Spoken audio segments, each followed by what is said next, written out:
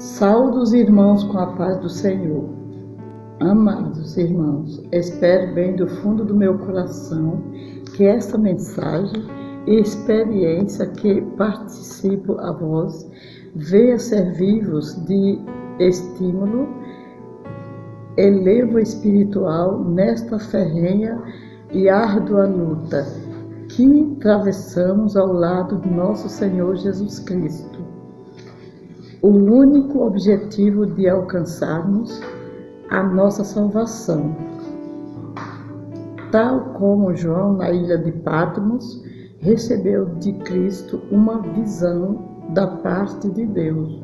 Apocalipse 1, 9 ao 10. Também eu, em minha insignificância, diante de Deus, nosso Senhor, fui incumbida por Cristo de transmitir a vós esta experiência de salvação, libertação e transformação, para que possamos assim agradarmos ainda mais ao Senhor nosso Deus. Em nome de Jesus, eu lhes peço, guarde com carinho em vossos corações o que vou lhes compartilhar. Conhecendo o Evangelho. Amados, ainda criança com meus pais católicos, morando no interior do estado de Sergipe, viemos conhecer a Cristo através de alguns irmãos que estavam evangelizando na cidade de Aracaju, Sergipe. Ainda guardo em minha lembrança alguns nomes dos irmãos que nos trouxeram tão boas novas de salvação. Os irmãos Teodoro e Idaline, que visitava as casas pregando a palavra de Deus. A partir de então, eu e a minha família seguimos com Cristo até que completei 18 anos e tive a infelicidade de deixar os caminhos do Senhor. Porém, nunca me apartei impiamente do meu Deus. Não me afastava da minha Bíblia e harpa, que ficava sempre ao meu lado. E eu sempre continuava pedindo sempre a Deus que tivesse misericórdia e compaixão de mim, que jamais me desamparasse e me desse força para que eu tivesse o êxito de alcançar minha salvação. Eu me lembro que eu estava na igreja, no grupo das irmãs, um culto festivo de aniversário da igreja, e eu estava orando e a igreja estava muito alegre. E o preletor da noite era o pastor Silas, sobrinho do pastor Lupércio. Então ele falou para a igreja: eu quero que os irmãos prestem atenção o que vou falar. Quero falar para a igreja que Deus tem uma obra a realizar na vida desta irmã, que está de blusa rosa. Quero chamar esta irmã aqui na frente para a igreja orar por ela, para o Senhor ajudar ela a desempenhar a obra que Deus tem a realizar na vida dela. E eu fui, e a igreja orou por mim. A partir de então, Deus começou a me mostrar e a me dar palavras e coisas lindas dos céus, como revelações, e o Senhor me dava as revelações e em seguida Ele me dava as confirmações pela sua própria palavra. E eu pedi ao Senhor que me ajudasse a entender melhor a vontade de Deus, só que eu andava um pouco dispersas concernente à obra de Deus. Nós precisamos entender que Jesus pede dedicação e singeleza pela sua obra. Então Deus me levou em algumas igrejas em revelação, assim como ele levou João na ilha de Patmos em revelação. Ele achou por bem de me mostrar algo semelhante nas igrejas atuais, dos dias atuais. Deus me chamando. Certo dia, estando eu em meu quarto, ouvindo uma rádio evangélica, costumava ouvir, e de repente o pastor que apresentava o programa começou a falar assim: amados, convido a todos que me ouvem a lerem junto comigo o Salmo da noite, que se encontra no Salmo 4 e verso 8, que diz assim: em paz também me deitarei e dormirei, porque só tu, Senhor, me faz habitar em segurança.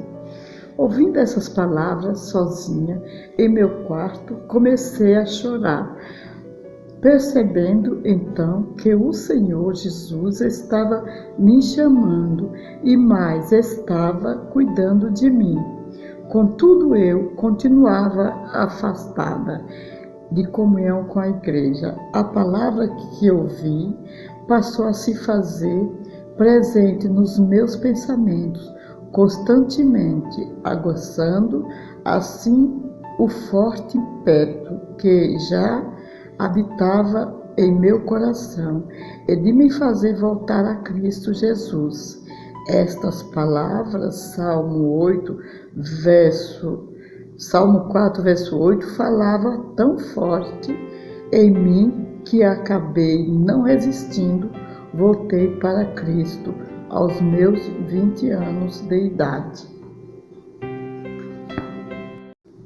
Uma cristã sem entendimento. Mesmo após eu ter voltado a Cristo, eu continuava acomodada, seguindo a Cristo da forma que me convinha e que no meu entendimento achava que era correto. Para que os irmãos tenham ideia, para mim, se eu tivesse que cortar meus cabelos, eu cortava. Ser muito vaidosa, usar maquiagem, pulseiras, isso não era problema para mim, era normal. 1 Timóteo 2:9, 1 Pedro 3:3. Não pensava, ou melhor, não tinha consciência de que as coisas de Deus são mais sérias do que pensamos e que nossa salvação é mais preciosa do que tudo que o mundo nos oferece. Mesmo não entendendo o querer de Deus, na minha vida passei então a sofrer as consequências de minha resistência ao querer de Deus. 1 Timóteo 2:9, que do mesmo modo as mulheres se ataviem, trajes honestos, com pudor e modestia, não com trança ou com ouro, pérolas ou vestidos preciosos. O começo do sofrimento. Passando alguns anos, do nada comecei a me sentir muito mal. Fui cometida de uma enfermidade no qual a medicina não conseguia diagnosticar com precisão de que se tratava. Os médicos tentavam sem sucesso resolver meu problema. Sofria com febre altíssima e nenhum medicamento solucionava o meu caso. Nessa circunstância, sem esperança nos médicos, resolvi entregar totalmente minha confiança a Deus e voltei para minha casa, mesmo sem a alta médica. Já em minha casa recebi a visita de algumas irmãs do ciclo de oração da igreja que eu congregava, isto já na cidade náutica, São Paulo, onde eu estava morando. E estes irmãos, dirigidos por Deus, oraram por mim e eu de imediato me senti melhor. Porém, eu não me sentia curada e ainda sofria demais. Jesus ainda permitia que a prova continuasse, mas para o meu aprimoramento espiritual. No leito de enfermidade, meus caros irmãos, não demorou muito e minha saúde voltou a ficar debilitada. E ao passar alguns meses voltei a ficar de cama, desta vez de tal maneira que precisei de 6 dias de tratamento clínico intensivo no Hospital da Santa Casa de Santos. As dores que eu sentia eram tão fortes que num certo momento de desespero, até o soro do meu braço eu arranquei, numa tentativa de amenizar meu sofrimento. Naquela ocasião, já exausta de agonia, pedi ao meu médico, Dr. Armando, que, pelo amor de Deus, me operasse para ver o que eu tinha. Ele, porém, disse que eu certamente estava louca, pois pela medicina eu nada tinha e médico algum abriria um paciente sem ter noção do que ele tem. No dia seguinte, o mesmo médico veio ao meu leito e perguntou-me se eu queria ir para minha casa. Respondi que sim. Ele então assinou minha alta, mesmo sem meu organismo aceitar a dieta necessária. O poder do nome de Jesus. Depois de alguns dias em minha casa, estando eu dormindo, em revelação por sonho, Jesus apareceu e me colocou diante de mim uma mesa toda adornada e pronta para uma ceia, e onde o prato principal era um grande e belo peixe. Porém, meus familiares já haviam servido e eu fiquei com muita vontade de comer daquele peixe. Também então comecei a falar com Jesus assim: ó meu Jesus, esta comida deve estar uma delícia, mas infelizmente eu não posso comer, pois o peixe bagre é carregado e quem tem inflamação não pode comer deste alimento. Foi então que ouvi Jesus me dizer assim: quando você ver algo e tiver vontade de comer, diga: eu vou comer em nome de Jesus, e coma. Ao acordar, no dia seguinte, eu já me encontrava com vitalidade para levantar, cuidar da minha casa, dos meus filhos e do meu esposo. A partir de então, passei a me alimentar de tudo, porém, meus prezados, a prova continuava. O início do propósito divino. Após estes fatos, Deus enviou um casal da igreja, junto com alguns irmãos, no qual Deus os encarregou de orar por mim 42 dias seguidos, e em cada dia que lesse em meu lar um capítulo do livro de Jó, pois cada capítulo seria de estímulo e edificação espiritual, e para que eu tivesse pleno êxito nessa árdua prova. E continuava eu perseverando com Cristo, firme na fé, porém ainda desconhecendo o verdadeiro propósito de Deus em minha vida. Depois de algumas semanas, Jesus então começou a me mostrar, entender as circunstâncias pela qual eu estava passando.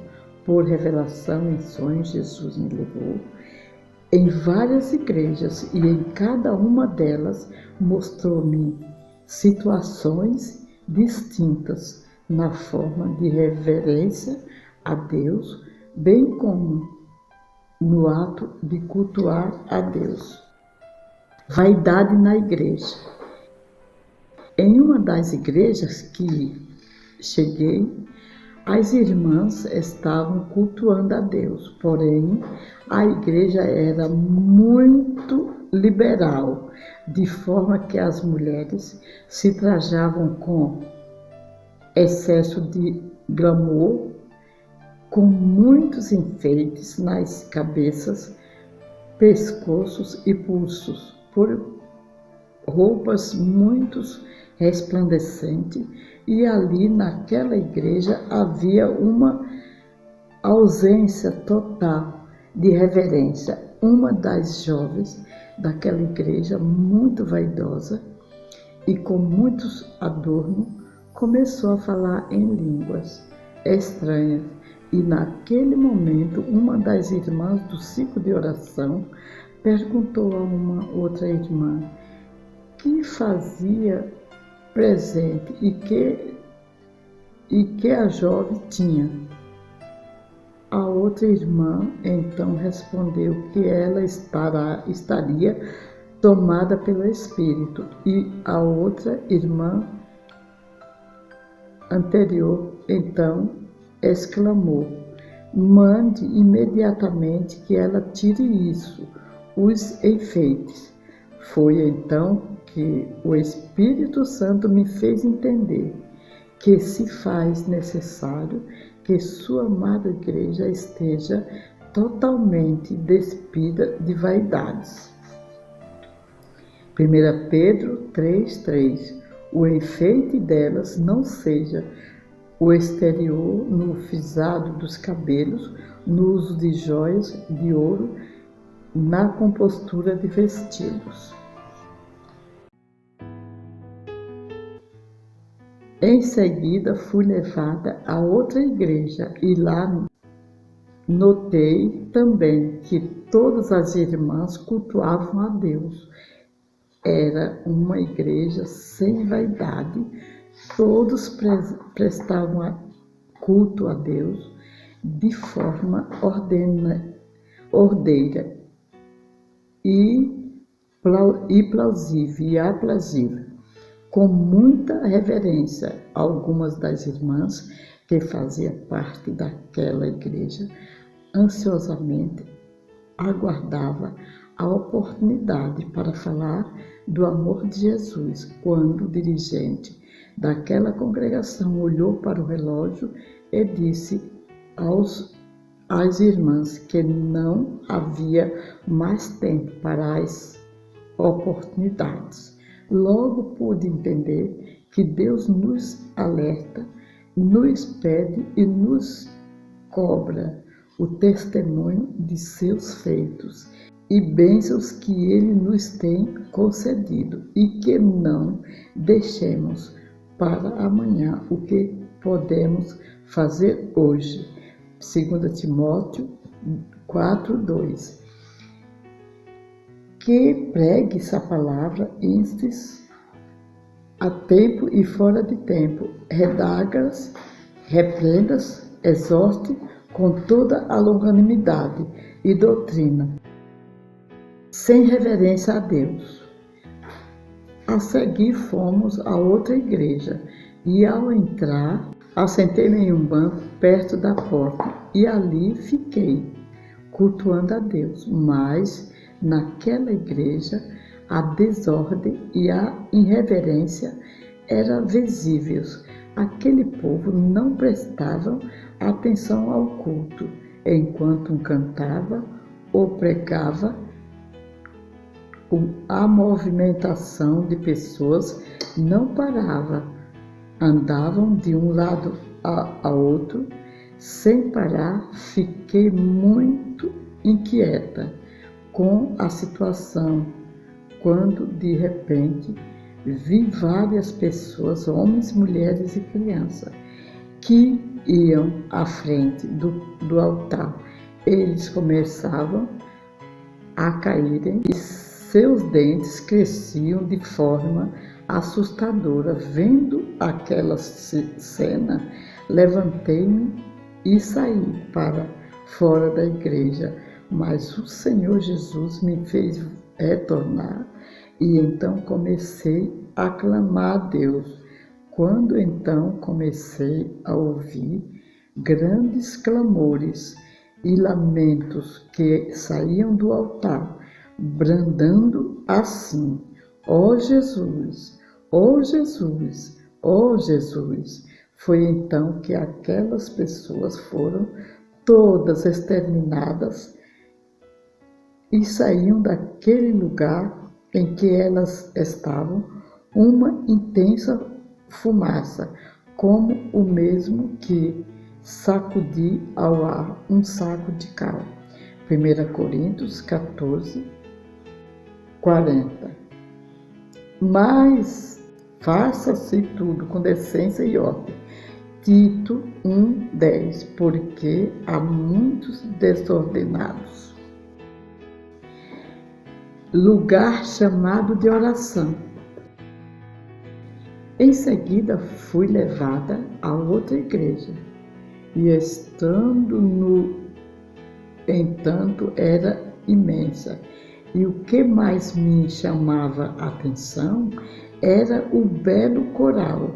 Dentro da igreja havia uma grande escada, nelas várias pessoas sentadas nos degraus, pois o templo estava repleto e o pastor estava de pé, cantando com a multidão.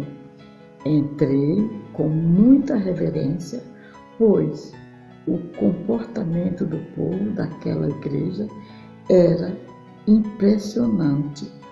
O povo se portava de forma ordeira e educada, tanto que fiquei boca aberta. Logo ouvi a voz de Cristo me dizer assim: este não é outro lugar, senão a casa de Deus. Então pude entender pelo Espírito que Deus tem nos pedido reverência em sua casa, pois Ele é merecedor de toda honra, glória e louvor. Gênesis 28, 16 e 17. Na verdade, o Senhor está neste lugar. Quão terrível é esse lugar! Este não é outro lugar, senão a casa de Deus, e esta é a porta do céu. Marchando para o céu.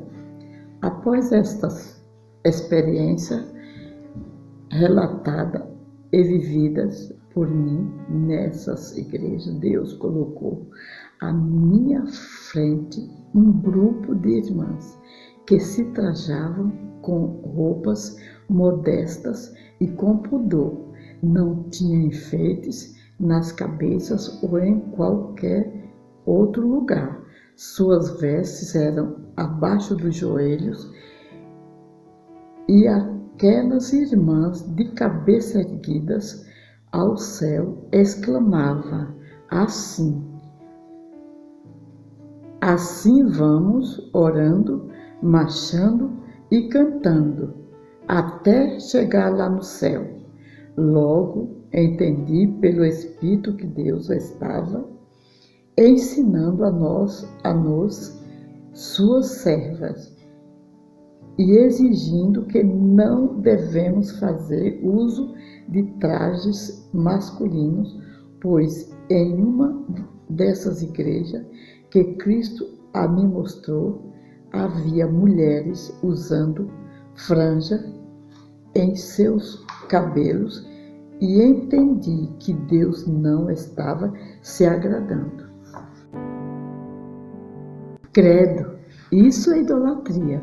Irmãos, eu era uma pessoa que em tudo que eu dizia era credo, usando gira, e também tinha um hábito horrível de usar a palavra credo em minhas pronúncias, e isso era com muita frequência. Novamente o Senhor Jesus me levou a uma casa e ao chegar um homem veio me receber. Quando ele me viu, ele me cumprimentou dizendo: credo. Aquele homem, veja bem, de uma aparência horrível. Ele usava um cachimbo na boca e posia dentes muito brancos. Levava um cachimbo na boca, igualzinho uma daquelas imagens de escultura que ficam em portas de casas de artigo religioso. Entrando naquela casa, e quando cheguei mais adiante, notei que havia outra porta por onde Deus não me permitiu entrar, porque depois dela só havia escuridão e trevas.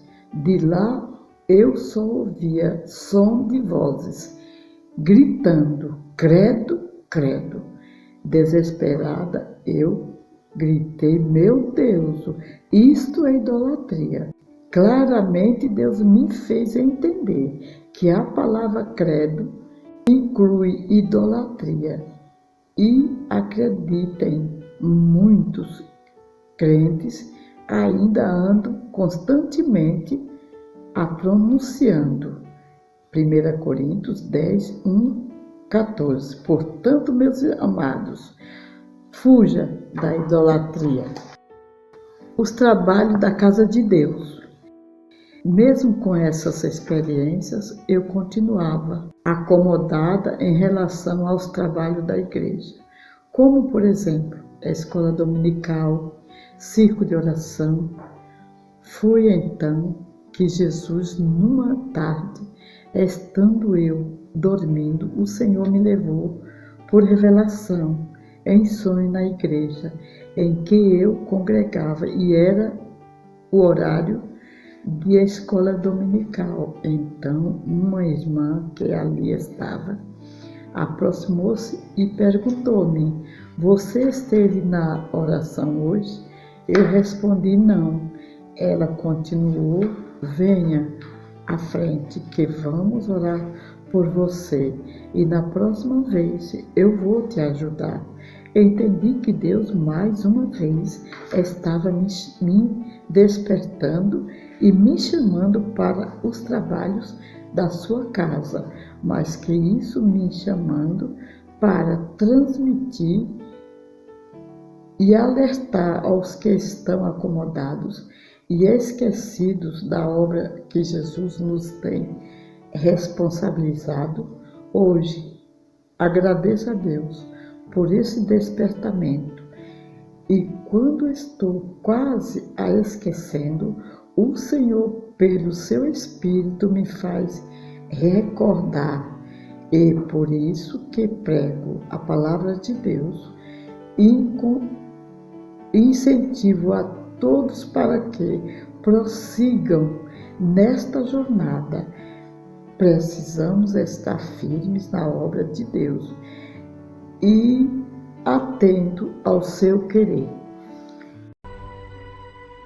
Gostaria que os irmãos lessem e meditassem nestes versículos, Abacuque 2, do 1 ao 4, Êxodo 4, 1 ao 7, Ezequiel 2, 1 ao 10, Daniel 12, 1 ao 11, Efésios 5, 14. Pelo que diz, desperta tu que dorme, levanta-te dentre os mortos, e Cristo te esclarecerá. 2 Timóteo 4, 5. Mas tu, se sóbrio, em tudo sofre as aflições, faz a obra de um evangelista, cumpre o teu ministério. Finalizando, eu gostaria de deixar aos meus queridos irmãos um apelo e recomendações que a mocidade e os adolescentes e todos os irmãos e irmãs que coloquem em prática a liberdade que Jesus nos proporcionou de servi-lo, o privilégio de nos fazer parte de sua família. Lucas 8, 21. Quem tem o dom de cantar, cante. Quem tem o dom de pregar, pregue. Quem tem o dom de orar, ore. Mas, contudo, faça a vontade de Deus, pois Jesus Cristo está às portas, e a quem Ele entregou seus talentos, Ele pedirá contas. Não há mais tempo a perder. Os sinais nos mostram que Cristo está voltando. Lucas 8, 21. Mas, respondendo ele, disse-lhes: minha mãe e meus irmãos são aqueles que ouvem a palavra de Deus e a executam. Agradeço primeiramente aos meus grande e soberano Deus pelo privilégio de servi-lo e pela honra de transmitir sua palavra, e também por ter viabilizado este projeto para sua honra e glória. Também agradeço a Deus pela vida dos pastores Francisco Alves dos Santos, Vantuil, Cícero, presbítero Arlindo e de todos que oram por mim e me apoiam no decorrer deste trabalho. Humilhantemente peço as vossas orações em meu favor e em favor desta missão. Não é fácil levar a palavra de Deus como ela é, pois, como está escrito em Ezequiel 2, muitos ouvem, mas outros rejeitam e nos fazem sofrer, como tenho sofrido, mas por amor de Cristo. Romanos 8, 28, 29, 2 Coríntios 11, 16, 23, Atos 3, 8. E como Janes e Jambres resistiram a Moisés, assim estes resistem à verdade, sendo homens corrompidos de entendimento e repróbios quanto à fé.